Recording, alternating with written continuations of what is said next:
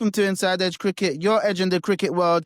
It's your boy Cairo here, and we are doing a review of the second test match, day 4, the final day between Australia and England, the Ashes pink ball test match at the Gabba in Brisbane. We saw Australia annihilate England today. Australia soundly defeated England by 8 wickets. Guys, Australia are up 2-0 into the series with an unassailable lead with 3 matches left in the series. And so that means England have an uphill task. England have got to win the next 3 test matches in order to defeat Australia and regain the Ashes. So yes, Australia do hold the urn right now. So yeah, England have to win the next 3 matches. They have to win the next 3 matches to win the Ashes. Do I see that happening? Not at all. I did predict in my preview video that I thought Australia would win this game. They're the much better team. They are much better experience in pink ball day night cricket. And exactly what I said, it happened. So yes, England did start the day with their captain Ben Stokes and Will Jacks batting at the crease. And this was England's longest partnership. They did a very, very good job. They done a very good job. We must commend them. If there was definitely a positive in this game, apart from Root Century, it was definitely this partnership between Will Jacks and Ben Stokes. They played smart cricket. This is what I've been saying that I need to see from England for a long time now. Like, we need to see smart cricket, barring Root with the bat. Let's see some smart cricket. Play attritional test match cricket. You cannot go one gear aggressive all the time. It will not work against the top teams such as Australia and India. It won't. They're too good and they're too smart for Bazball to just Bazball their way to test victories. So Ben Stokes, the captain, scored his 36th half century. It's a very, very, very, very good half century. He faced 152 balls, only scored 4 boundaries, and he dug deep. Ben Stokes dug deep. I mean, you know that Ben Stokes is a fighter. He's a champion cricketer. He has the ability to apply himself and sit and bat, and that's exactly what he did. Defended well, left the ball alone, and just played a proper test match innings. Will Jacks, I have to commend him. Definitely have to commend him. I didn't think that he should have been picked, but as I said, this was just a pick to lengthen their batting because he barely bowled anyway in the first innings with his off spin. Will Jack scored 41 runs off 92 balls. He done a very, very good job as well because this man could be playing T20 leagues around the world. That's what he does. So for him to show some application with the bat and be patient and score only 2 fours in that 41, it was a very good sight. So that's definitely a positive for England fans to take away from this match and today, of course. Will Jacks was dismissed for 224 for 7. The score was he was dismissed by Michael Neser. A bit of brilliance, absolute brilliance by Australia captain Steve Smith. Neser, so Alex Carey was up to the stumps. Steve Smith was in a regular slip position, which means you're kind of blinded. So he would have been blinded by his left side because Carey was up to the stumps.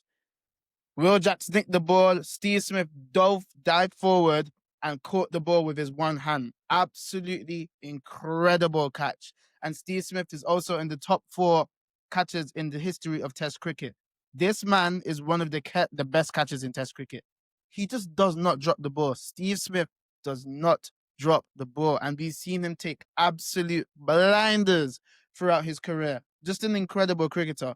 A great batsman, a great catcher, a great slip fielder, Steve Smith.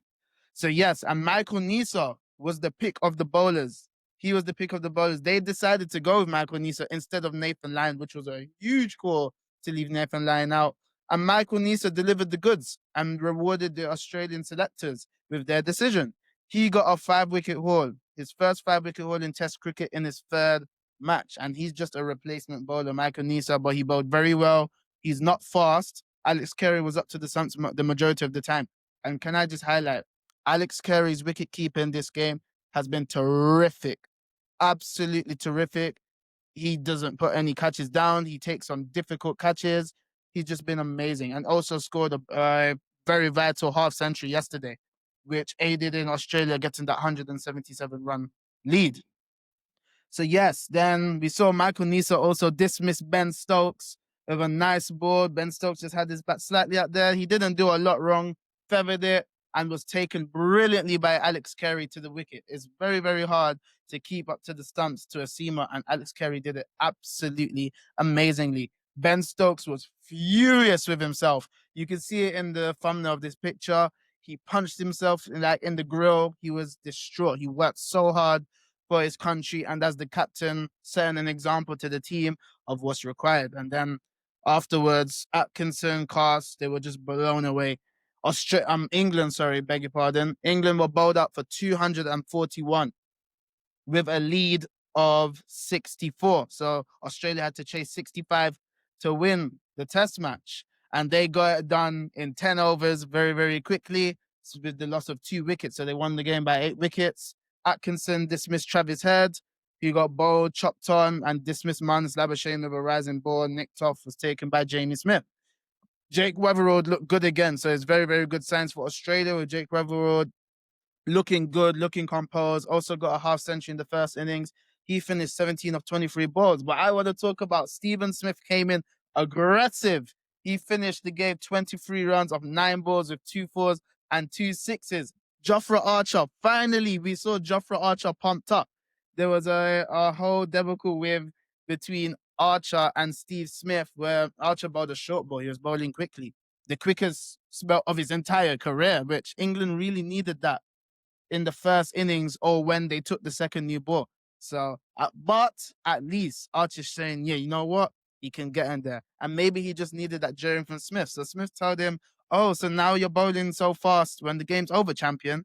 So Archer didn't take too kindly to that, was bowling quick. He was bowling 150 kilometers an hour. He's bowling over 90 miles an hour, bowling short. Steve Smith was taking it on top edge. And then there was another one. He bowled another short ball to Steve Smith. He hit it for 6 down to fine leg. It was just absolutely crazy test cricket. And then we saw Steve Smith was pumped up when he hit the 6, mouthing up to Archer. It was incredible. It was just absolutely incredible. And we need to see this from Archer. We need to see this from Archer in the next game for England to have a chance with the ball, because it's also been a problem. England have decided to go with this all-pace attack, this retiring Jimmy Anderson, not taking any bowlers, not playing Matthew Potts, who's not an out-and-out fast bowler. They decided to go with this way. But guess what? They've been struggling with the ball. They only took 12 wickets in this test match. And in the first test match, they only took 12 wickets as well. They have not dismissed Australia twice. They haven't taken 20 wickets in any of the games, which obviously is a cause for concern. And yeah, so Australia soundly beat England, destroyed England to go 2-0 up into the series, and England have it all to do. I should say Ben Stokes was not happy at all in the post-match presentation. Like, he spoke about how Australia have tough men in their cricket team, and once he is the captain of the England team, there will be no weak-minded men in his changing room. He said some things about they need to be very, very serious about what they have to do and not being able to withstand pressure and big moments in the game. He sounded very upset. He was very honest, and that's a good sign for England fans. Means Ben Stokes is out here. You can see the passion. He's lost 2-0. He's gone down 2-0. He has not won a game in Australia as well. So, yeah, England have it all to do. It seems that they're definitely going to have some tough conversations. I'm expecting changes for the third test match. There might be some changes, and it'll be very stupid for them not to, you know? They need some changes. The batting has let them down considerably, such as the bowling and the fielding as well. The catching was poor as well this game from England. So in terms of all 3 facets of the game, Australia completely outplayed England with not even their first 11 team. They had a makeshift opening, Travis Head. Remember, Usman Khawaja was injured. They've had no Pat Cummins, no Josh Hazelwood, no Nathan Lyon. So this was the best chance for England to win these first 2 test matches, because Australia are only going to get stronger from here. And we know that Pat Cummins is returning as well for the next match at Adelaide, which will be just a regular day match with the red ball.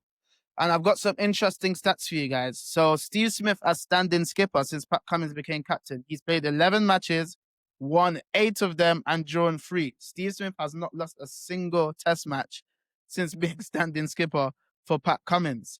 England's record at the Gabba absolutely terrible. They've played 23 matches, won 4 games, and lost 14 matches with 5 draws.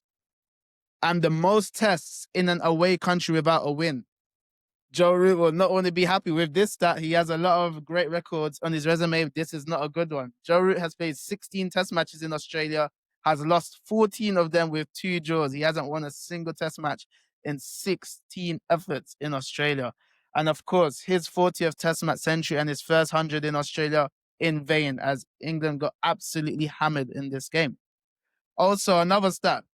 In the pre-Bazball era, Root had 2,500s, of which only one of them came in a defeat. So where he scored 2,400s, where England did not lose. Since June 2022, 3 years ago, 5 of his 15 centuries since then have all come in losing causes.